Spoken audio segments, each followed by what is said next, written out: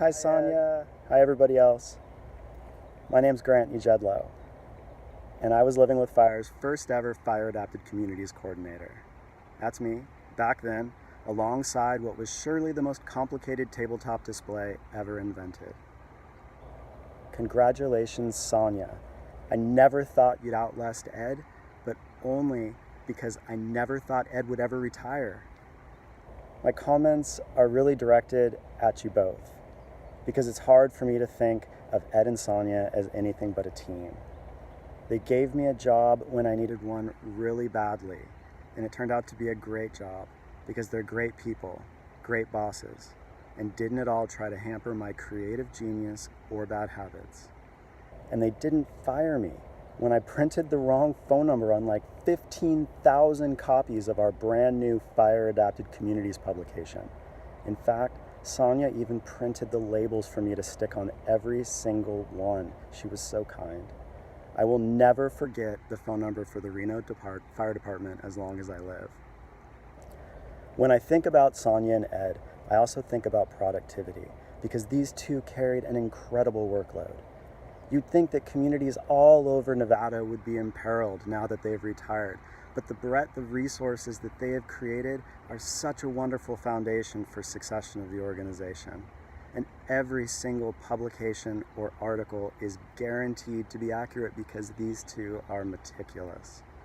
They knew that the guidance they offered to a family during an evacuation had better be readily available, concise, and accurate. While I admit to getting a little sloppy in my writing now, I still think about how Ed, Sonya, and I would team edit documents.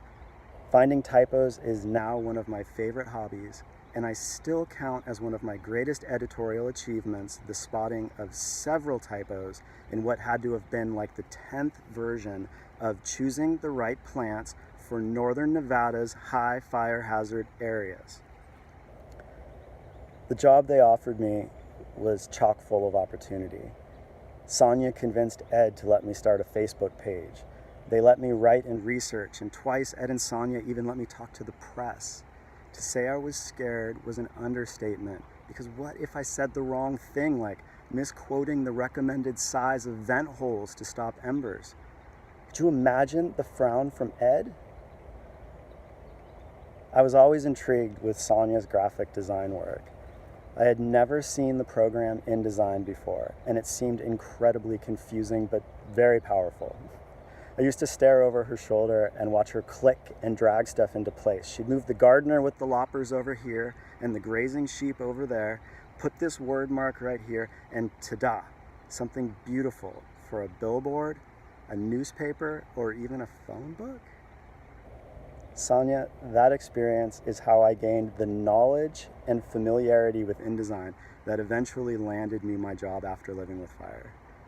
That person was underwhelmed, to say the least, but I made up for it in other ways. Walking into Living with Fire was a refreshing mix of professional and dysfunctional family. This was a tight-knit duo, which through reputation and relationships had created an expansive and engaged network of people prepared to live with wildfire. I truly appreciate, Sonya and Ed, how welcoming you were to me and my young family. Even though, Sonya, at times I'm sure you had to wonder, what the heck is this kid doing to my program? And every time I was amazed by something Ed did, she would always remind me, he's just Big Head Ed. I seek out this kind of banter from everyone I work with. Congratulations to you both. Thank you again. And I hope you relish all the next chapters.